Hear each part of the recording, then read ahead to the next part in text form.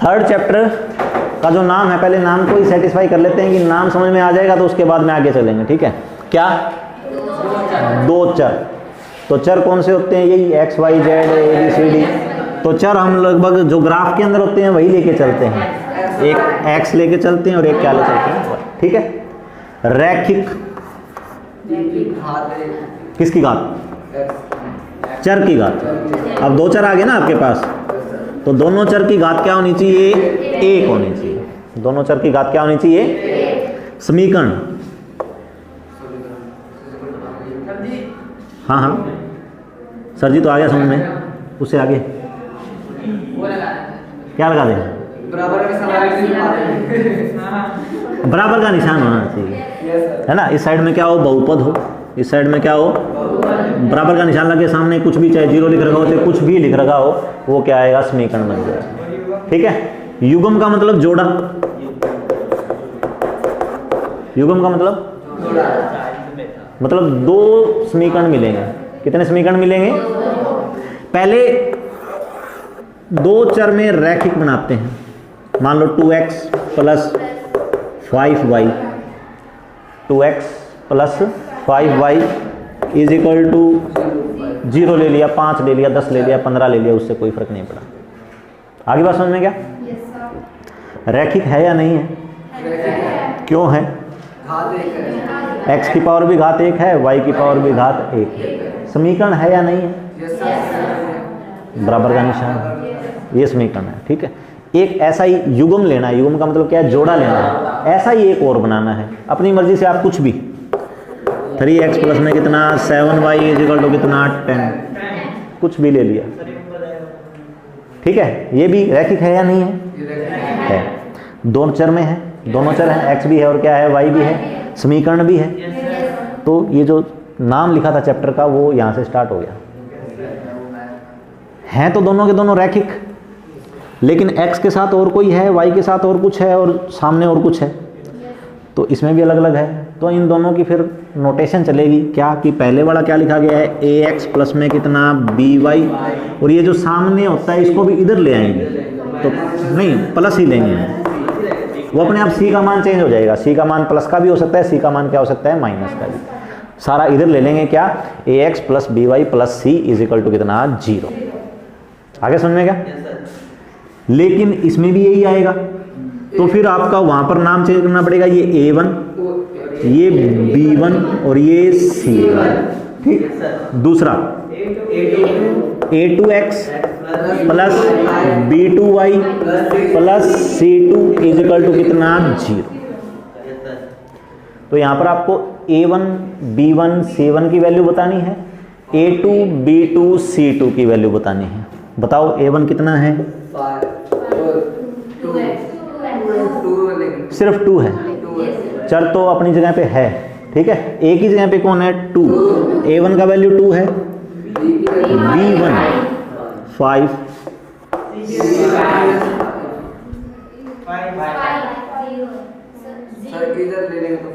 Minus के 5। हाँ पहले इधर लेके आना है, सभी को इधर लेके आना है। बराबर में क्या रखना है? 0 रखना है।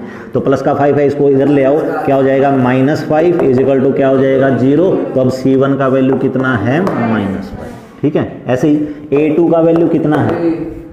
3, b2 का वैल्यू कितना है? 7, c2 का वैल्यू कितना है? वही, इसको इधर लेके आना है, तो क्या हो जाएगा? माइनस का 10 इज इक्वल टू कितना हो जाएगा? 0। तो c2 का वैल्यू कितना आया है? -, ठीक है। आगे समझ में? दो चर में रैखिक समीकरण ऐसे बनते हैं, तो उनमें दो रैखिक समीकरण होंगे तो फिर a1, b1, c1 अलग मिलेगा, a2, b2, c2 अलग मिलेगा। क्या नाम ले रहे हैं? रैखिक। रैखिक से क्या आता है? ग्राफ के ऊपर रेखा आती है, तो रेखा खींच के देखते हैं, ठीक है। क्या था पहला समीकरण? क्या था? 2x प्लस कितना था? 5y, ये पहला समीकरण, ठीक। दूसरा लिख लेंगे। इसका ग्राफ खींचने के लिए, एक लाइन खींचने के लिए दो बिंदुओं की आवश्यकता होती है। एक लाइन खींचने के लिए दो बिंदुओं की, वो दो बिंदु निकालने के लिए अपनी मर्जी से x का मान रखेंगे, y का मान निकाल लेंगे। ठीक है, इनमें से किसी एक का मान रखना होता है, दूसरे का मान निकालना होता है। तो x का मान अपनी मर्जी से 0 पुट कर दिया, 2 गुना में 0, तो 5y बराबर में कितना 5, y बराबर कितना 5/5 कितना 1। आया समझ में क्या कैसे निकाला है?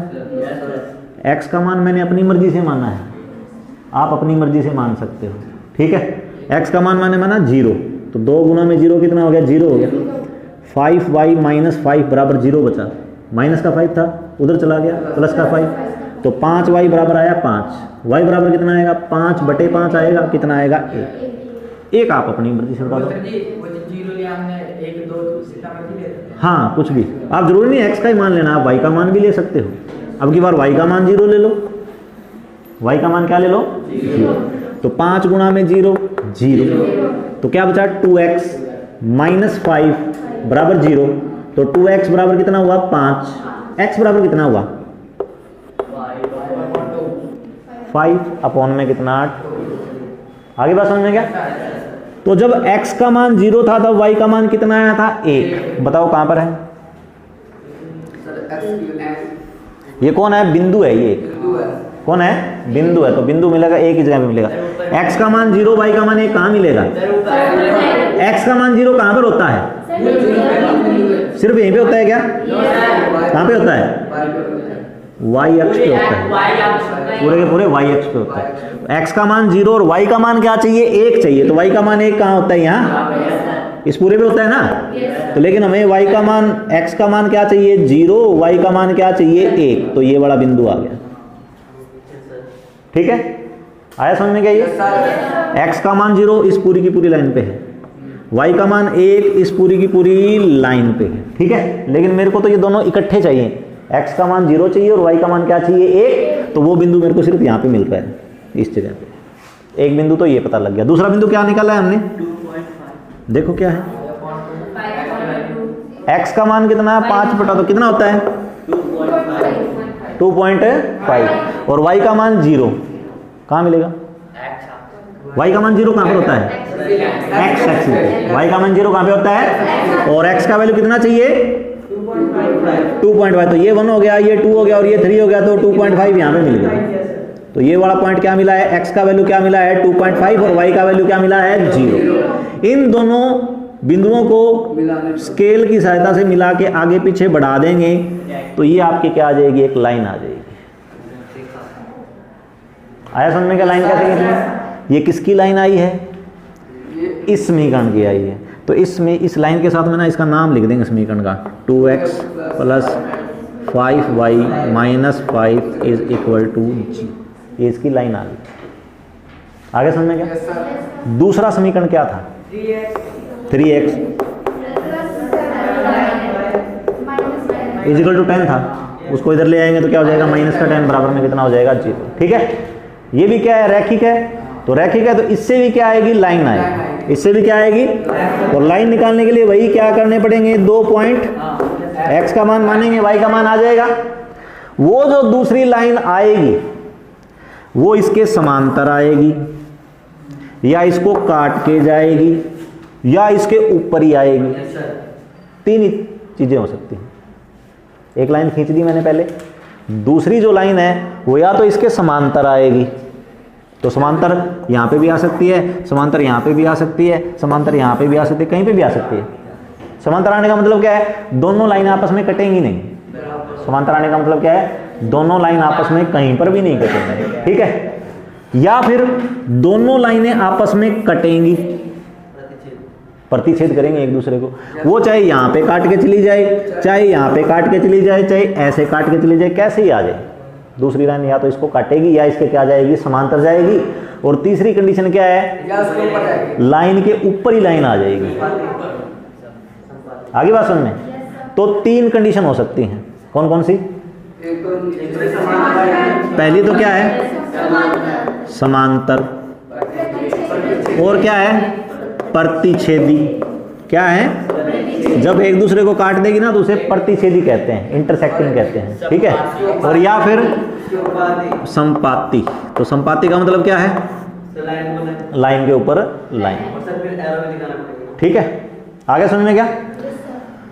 देखो दूसरी की लाइन खींचते हैं पहले, बोलो।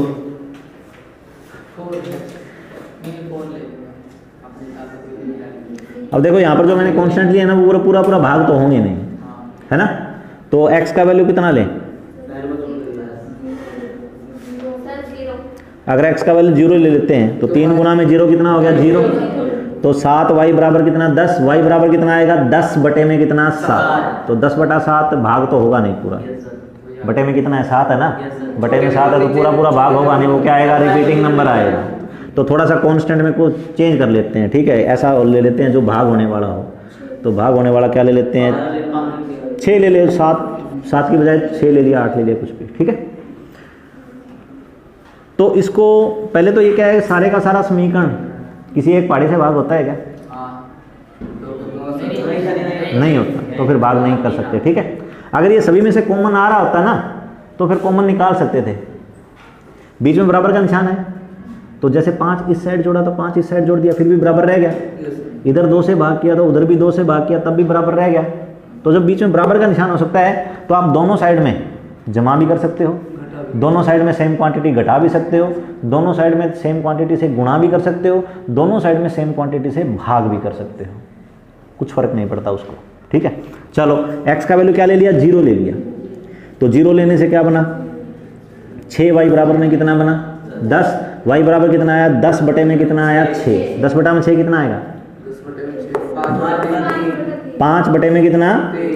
एक बार फिर बटे में 3 आ गया, बटे में 3 आ गया तो पूरा भाग नहीं होगा, रिपीटिंग चलेगा। तो x की वैल्यू और कुछ चेंज कर सकते हो तो कर लो। अगर 3 एकम 3 ले लें तो 10 में से 3 घटेगा, 7 बचेगा। 3 दूना 6 ले लें तो 10 में से 6 घटेगा, 4। मतलब बटे में तो 6 ही आएगा। 6 से भाग होने वाला बन सकता है क्या यहाँ पर? 6 से भाग होने में क्या चाहिए? या तो 12 बन जाए सामने, या क्या बन जाए? 18 बन जाए, या क्या बन जाए? 6 बन जाए। 6 तो बनेगा नहीं यहाँ पर, क्योंकि ये इधर जाके उधर जाके घटेगा। चलो आपने जितना भी निकाला, कितना निकाला? 5 बटा 3 निकाला है, ले लिया एक बार, ठीक है? और बोलो यहाँ पर y की वैल्यू क्या ले लेते हैं? 0। तो x की वैल्यू कितनी आएगी? 6y, 6 गुना में 0 0, तो 3x इजिकल टू कितना आया? 10। x इजिकल टू कितना आया? 10 अपॉन में कितना आया? 3। चलो इन्हीं को ढूंढ लेते हैं। ये कितना है? 5 बटा 3 कितना होता है? 3 एकम 3, कितना बचा? 2। 2 के आगे 0, 3 छिके 18, अप्रोक्सीमेट 1.6666 यही आता रहेगा। इसको देख लेते हैं। 3 गुना में 3 कितना? 9। कितना बचा? 1। 1 के आगे 0 तो कितना? 3 3 9, 3 3 9, 3 3, ठीक है? इसको ढूंढते हैं। x 0, y की वैल्यू 1.6 कहाँ मिलेगी? x की 0, ये 1, y की वैल्यू 1.6, ये कितना था? 1 था, इससे ऊपर ही आएगा। तो ये मान लो 2 है तो इसके बीच में क्या आएगा? 1.6 यहाँ पर आ जाएगा, ठीक है? ये तो क्या था आपका? 0 और क्या था? 1, यही था ना?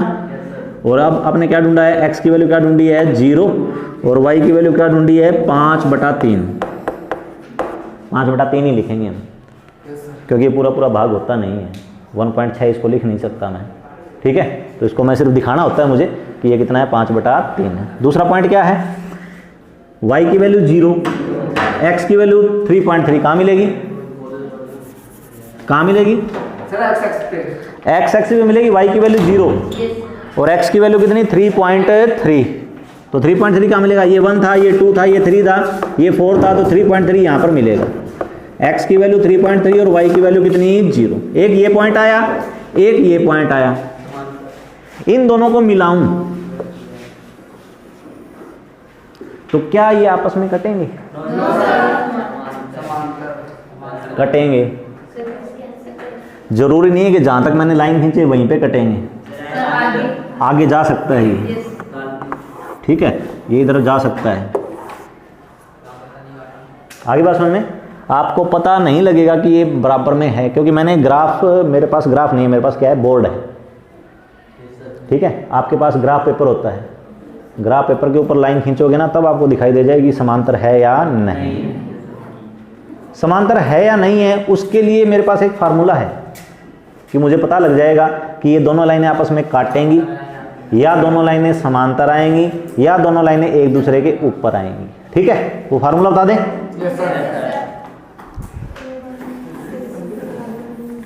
A1 B1 C1 का वैल्यू पता है आपको? A2 B2 C2 की वैल्यू पता है आपको? ये पता है ना? तो आपको सिर्फ ये करके देखना है कि A1 अपॉन में A2, B1 अपॉन में B2। A1 कितना था? 2। A2 कितना था? 3। B1 कितना था? 5। B2 कितना था? 6 लिया था हमने। ठीक है, क्या ये दोनों बराबर हैं? क्या ये दोनों बराबर हैं? अगर ये दोनों बराबर नहीं हैं तो प्रतिच्छेदी लाइनें आएंगी। रेखाएं कैसे आएंगी? प्रतिच्छेदी। मतलब प्रतिच्छेदी का मतलब क्या है? काटेंगे एक दूसरे को, कहीं ना कहीं पे जाके काटेंगे। दो लाइनें आपस में कितनी बार काटेंगी? अगर प्रतिच्छेदी हुई तो एक ही बार काटेगी या दो बार भी काट सकती है? एक ही बार काट सकती है ना यहाँ पर। तो इसका कितने आंसर आएंगे? तो जो आंसर आएंगे उन्हें यहाँ पर कहते हैं हल। क्या कहते हैं? तो एक हल आएगा। ठीक है, और जब एक ही आंसर होता है ना तो इसके बीच में एक नाम और आ जाता है, अद्वितीय। क्या नाम होता है? हिंदी में तो पता लगता नहीं है, लेकिन इंग्लिश में कहता हूं यूनिक। क्या होता है? यूनिक का मतलब क्या होता है? हाँ, मतलब उसके जैसा और कोई नहीं है। तो अद्वितीय का मतलब, द्वितीय का मतलब होता है दूसरा, और अद्वितीय का मतलब होता है दूसरा नहीं। तो इस जैसा और कोई नहीं है। ठीक है, तो ये क्या होता है? एक हल आता है। कब आता है? तो आपको सारा हल करने की आवश्यकता नहीं है, दोनों समीकरणों को हल नहीं करना। सिर्फ क्या करना है, आपको A1 अपॉन में A2 बराबर चेक करना है B1 अपॉन में B2। अगर बराबर नहीं है तो क्या आएगा? अगर आपसे पूछे कि रेखाएं कैसी आएंगी तो क्या आएंगी? प्रतिच्छेद। आपसे पूछे कि हल कितने आएंगे, और जो ये आपने समीकरण लिखे हुए थे, दो समीकरण लिख रखे थे ना, कौन कौन से? 2x plus 5y is equal to 5 था, और दूसरा क्या था? 3x प्लस में कितना? 6y इजिकल टू कितना था? 10। ये दोनों क्या थे? समीकरण थे। ठीक है, ये दोनों समीकरण थे, ये क्या कहलाते हैं? संगत कहलाएंगे। फिर क्या कहलाएंगे? संगत कब होते हैं? जब दोनों का आंसर आ जाए। जब दोनों को आपस में हल करने पर आंसर आ जाए तो वो समीकरण कैसे कहलाते हैं? संगत कहलाते हैं। कैसे कहलाते हैं? कितनी चीजें हुई? 4 हुई। कौन कौन सी? एक तो रेखाएं कैसी आएंगी, उसके बाद में हल कितने आएंगे? भी हल कैसे आएंगे? एक हल आएगा, या फिर दोनों लाइन आपस में नहीं कटेंगी तो। और एक समीकरण कैसा आएगा? संगत होगा, या फिर क्या होगा? असंगत होगा। इसका उल्टा करेंगे ना तो क्या होगा? और कुछ है इसके अलावा? तो सिर्फ 3 ही चीजें हैं आपके पास। ठीक है, ये किसके बेस पे बताया आपने? A1 अपॉन में A2 बराबर नहीं होता B1 अपॉन में B2। अगर ये दोनों बराबर हो जाएं, दोनों क्या हो जाएं? A1 अपॉन में A2 बराबर कितना हो जाए? B1 अपॉन में B2। तो अब क्या करना है? अब इनके बेस पे मैं बता नहीं पाऊंगा, क्योंकि मुझे सिर्फ फार्मूला इतना समझा था कि बराबर ना होना तो लाइन क्या करेंगी? आपस में काटेंगी, प्रतिच्छेद करेंगी। ठीक है, अब मैंने क्या कह दिया कि बराबर हैं, तो बराबर हैं, तो इनके बेस पे तो कुछ बता नहीं पाऊंगा, तो आगे चलना पड़ेगा। अगर ये दोनों आपस में बराबर हो चुके हैं तो अब तुलना किसके साथ करेंगे? C1 अपॉन में C2 के साथ करेंगे। तो या तो C1 अपॉन में C2 के बराबर नहीं होगा, है ना, या फिर क्या होगा? C1 अपॉन में C2 के बराबर होगा। केस क्या बने? पहला केस तो ये बना क्या कि ये दोनों पहले ही बराबर नहीं थे। ठीक है, उसके बाद में दूसरा केस क्या बना कि जी ये दोनों तो बराबर हो गए, लेकिन C1 अपॉन C2 के बराबर नहीं है, तो केस बनेगा। या फिर तीनों के तीनों ही बराबर हो गए कि A1 अपॉन A2 बराबर है B1 अपॉन B2 बराबर है C1 अपॉन C2। ठीक, ये 3 केस बन सकते हैं। तो इसमें मैंने आपको अभी क्या बताया? रेखाएं कैसे आएंगी? तो इसकी ना पूरी टेबल बना देता हूं आपको। ठीक है, टेबल बनाते हैं। तो टेबल में पहली लाइन में कंडीशन, दूसरी लाइन में रेखाएं कैसी आएंगी, तीसरी लाइन में हल कैसे आएंगे, और चौथी में क्या समीकरण कैसे होंगे। पहले क्या, यहाँ पर A1 अपॉन में कितना बराबर ना हो, पहला क्या हो बराबर है, तो रेखाएं कैसी आएंगी, प्रतिच्छेदी। रेखाएं कैसी आएंगी, हल कितने आएंगे, तो उसे लिखते हैं, पूरा लिखते हैं उसे, एक अद्वितीय हल। ठीक है, और जो समीकरण दे रखे होंगे वो कैसे समीकरण होंगे, संगत होंगे। कैसे होंगे, ठीक। दूसरी कंडीशन क्या बनाई कि A1 अपॉन में A2 बराबर हो जाए B1 अपॉन में B2। इसका उल्टा तो यही हो सकता था, तो इसके बाद में तुलना किससे करनी है, C1 अपॉन में कितना C2 के बराबर ना हो, या फिर A1 अपॉन में A2 बराबर हो जाए B1 अपॉन में B2, या फिर बराबर हो जाए C1 अपॉन में C2। ये तीन ही चीजें हो सकती हैं। ठीक है, अगर ये बराबर तीसरे के बराबर नहीं होता तो रेखाएं आएंगी समांतर। रेखाएं कैसे आएंगी, समांतर रेखाएं आएंगी, तो हल कितने आएंगे, जब दो लाइनें आपस में काटती हैं तब हल बनता है। ठीक है, दो लाइनें आपस में एक दूसरे को काटती है ना, तब हल आता है, ये आंसर होता है ये। ठीक है, तो दो लाइनें आपस में काट रही हैं तब तो एक बार काटी। अब दो समांतर रेखाएं हैं, क्या वो आपस में काटेंगी, नहीं काटेंगी, तो हल आएगा क्या, तो क्या लिखेंगे, कोई हल नहीं आएगा, कोई हल। और जब आंसर नहीं आता तो फिर समीकरणों का करेंगे क्या, तो वो समीकरण कैसे होंगे, असंगत होंगे। कैसे समीकरण होंगे, ठीक है, रह जाएगा याद। तीसरा मतलब A1 अपॉन A2 बराबर था B1 अपॉन B2, अब बराबर हो गया C1 अपॉन में C2, तो फिर रेखाएं कैसी आएंगी, संपाती आएंगी। कैसी आएंगी, संपाती का मतलब क्या है, लाइन के ऊपर ही लाइन आ गई, तो वो दो लाइन आपस में कितनी बार एक दूसरे को टच कर रही हैं, लाइन के ऊपर लाइन ही आ गई, हर बिंदु पे टच कर रही हैं। बिंदु कितने होते हैं लाइन के अंदर, अनेक होते हैं, तो हल भी कितने आएंगे, अनेक आएंगे। तो यहां पर लिखा जाएगा अनेक हल। क्या लिखा जाएगा, आंसर आया क्या, आंसर आए ना, आंसर आए तो फिर समीकरण कैसा कहलाएगा, संगत कहलाएगा। समीकरण कैसा कहलाएगा, संगत। रह जाएगा यार।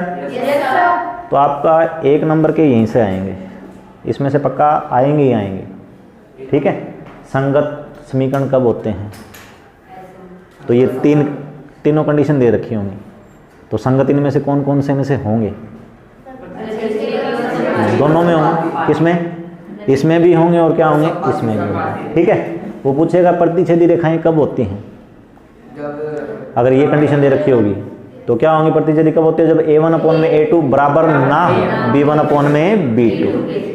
आगे समझ में क्या, ये चीजें याद करनी है। तो अब मैं आपको ना एक समीकरण लिख के दे रहा हूं, ठीक है, दूसरा समीकरण आपको बनाना है, दूसरा समीकरण आपको बनाना है, मैं अपनी मर्जी से लिख रहा हूं। ठीक है,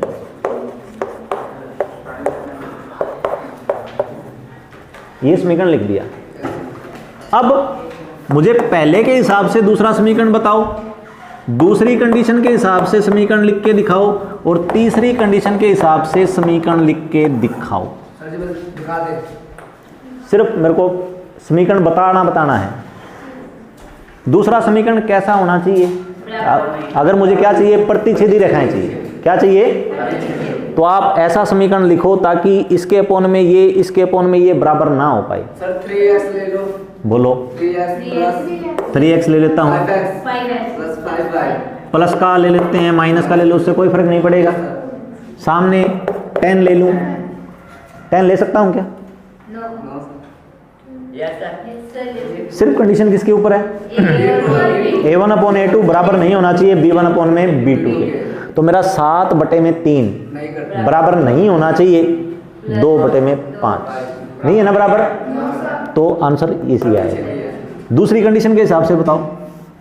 सर उसी को लेके चलेंगे। हाँ देखो, देख लो, A1/A2 बराबर हो जाए B1/B2 के। नहीं सर, मतलब वो आपने जो समीकरण लिखा है उसी को नहीं, ये तो पहले का हो गया। हाँ अब इसकी जगह पे मेरे को लिखवाओ इसके हिसाब से। 14x plus is equal to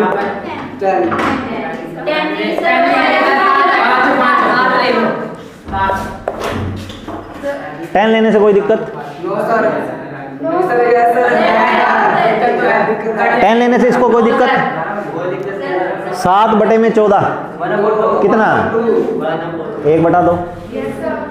2/4 1/2। 10/10 1/1।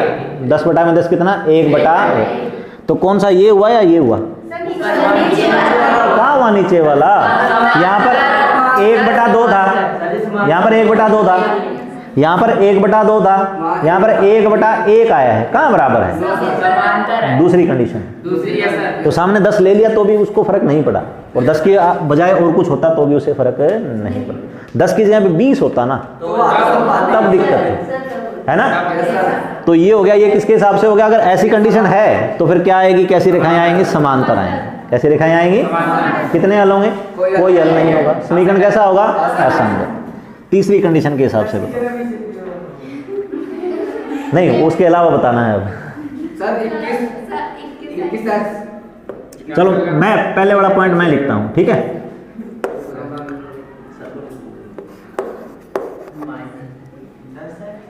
हाँ अब उनको बना के दिखाओ। चलो पहले थोड़ा सा आसान कर देता हूँ, 7 के पहाड़े का कर देता हूँ, है ना। 21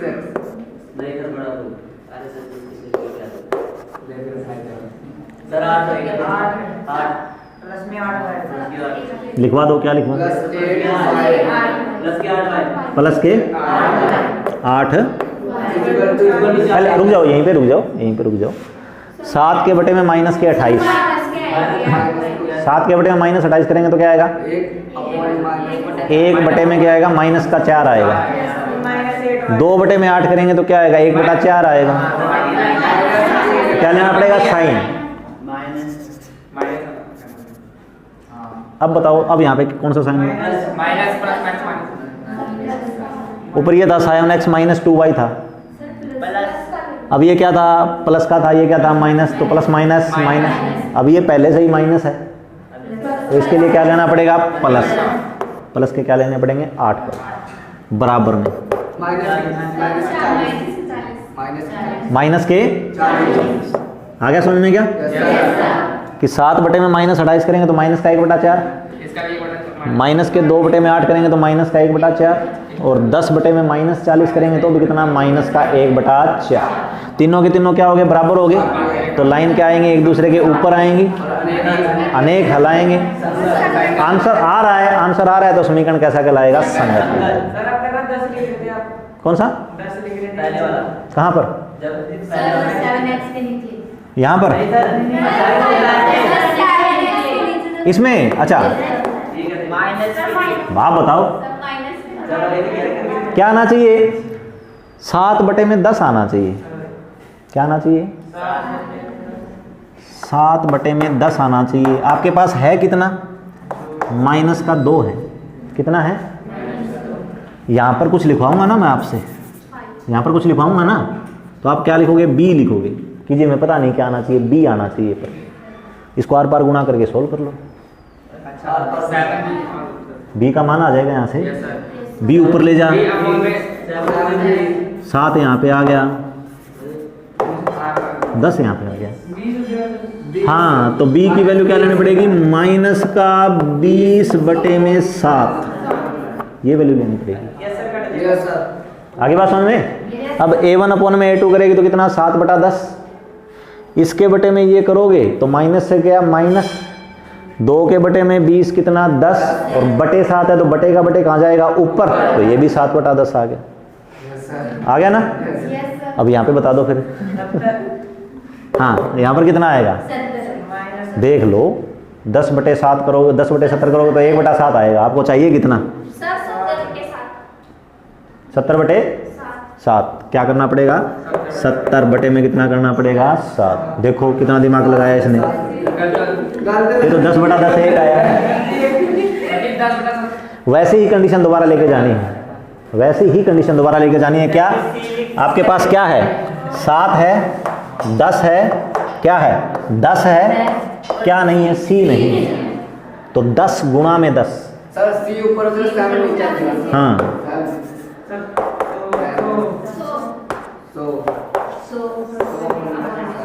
100 बटे में कितना? 7। आ गया समझ में क्या? तो ये भी पूछ सकता है आपसे कि बताओ इसकी जगह पे क्या लिखूं ताकि ये क्या हो जाए? संपाती रेखाएं। क्या हो जाए? संपाती। या फिर क्या हो जाए? प्रतिच्छेदी हो जाए, या फिर क्या हो जाए? समांतर हो जाए। आगे समझ में क्या?